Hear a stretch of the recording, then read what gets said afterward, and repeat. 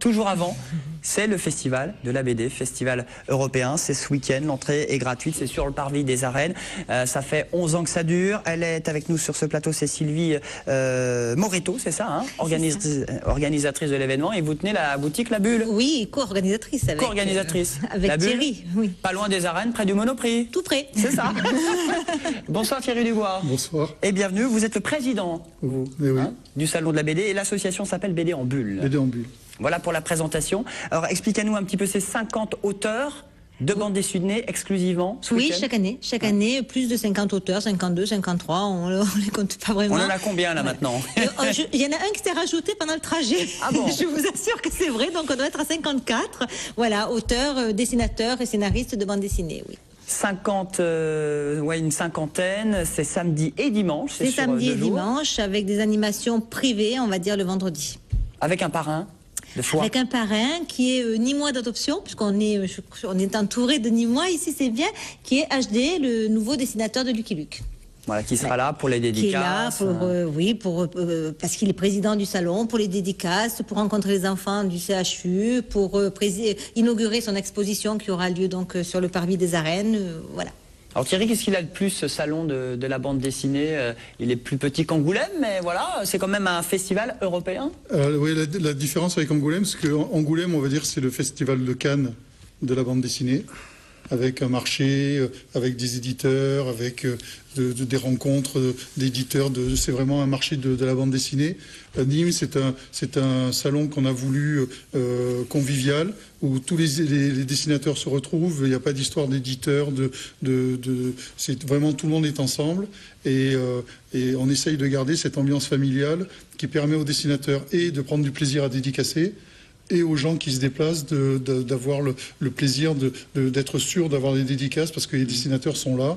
Sylvie, qui gère les séances de dédicaces, justement, indique bien aux gens combien il va en faire, pendant combien de temps, et donc il n'y a pas de problème, et tout le monde y trouve son plaisir. On a toutes les infos sur Internet, les auteurs présents et à quelle heure? Oui, voilà. S'ils sont là sur les 2 jours. Hein? Oui, tout à fait. Toutes les informations sont sur Internet. C'est vraiment ce qu'on essaye de garder. Et je voulais revenir sur HD, parce que HD est président. Il nous a dit oui de suite quand on lui a proposé. Mais avant de nous dire oui de suite, il nous a dit, je pense qu'il y a d'autres dessinateurs qui méritent plus d'être président. On lui a dit, écoute, avec Lucky Luke, je pense que tu as largement ta place au milieu de tous nos grands héros qu'on a reçus à Nîmes. C'est le régional en plus, hein, c'est ça, hein? Voilà, il est Nîmois d'adoption depuis 40 ans.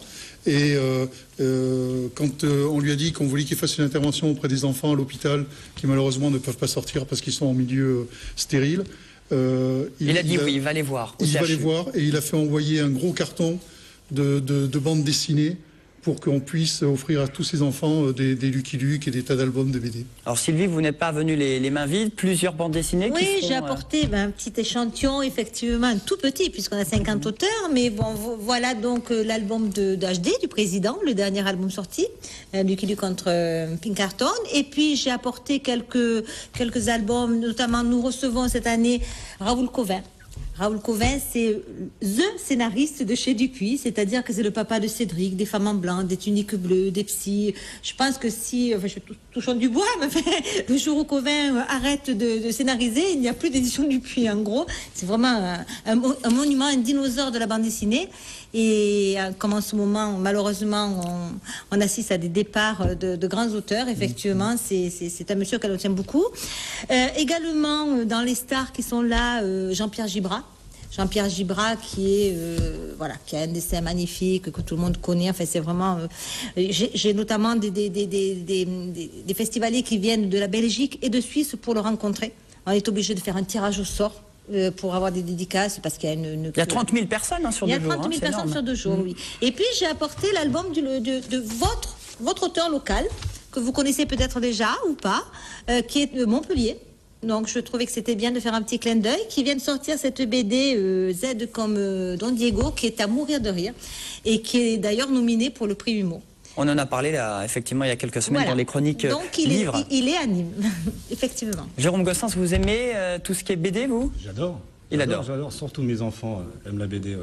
Ah non, c'est un très grand plaisir d'avoir ce festival à Nîmes, c'est ça? Ah oui. Ouais, donc non, j'adore la BD, et puis c'est très agréable passer quelques moments à lire ces BD. Voilà. Puis ça rassemble tous les âges, hein, Thierry. Hein. Il y a les jeunes, les petits, on y va en famille, les grands, les anciens.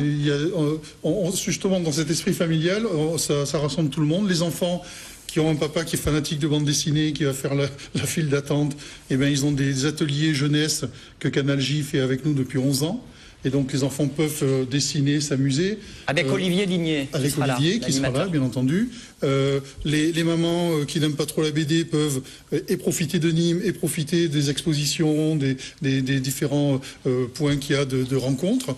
Et également, peuvent avoir le plaisir de rencontrer certaines des personnalités qu'on s'ingénie à réunir pour les prix, puisque Sylvie vous a présenté les albums, mais ces albums correspondent à des albums qui sont nominés pour les prix BD en bulle chaque année. Ce sera samedi 17h la remise des prix. Voilà, samedi 17h.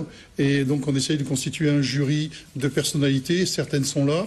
Et donc les gens ont le plaisir de les rencontrer puisqu'ils jouent le jeu de la dédicace et de la disponibilité. Alain, vous aimez bien le bon vin du Languedoc-Roussillon, parce qu'on va en parler dans un instant. Tout ce qui est gastronomie, vous aimez la BD aussi? Ah oui, sans conteste, absolument. Un dernier mot, est-ce qu'il existe de la bande dessinée sur l'univers de la corrida tauromachique? Oui, il en existe une essentiellement mais qui est assez ancienne maintenant, hein, qui a été dessinée par la Biano, mais qui s'appelle d'ailleurs Matador. Voilà. En revanche, il existe plusieurs BD sur le vin.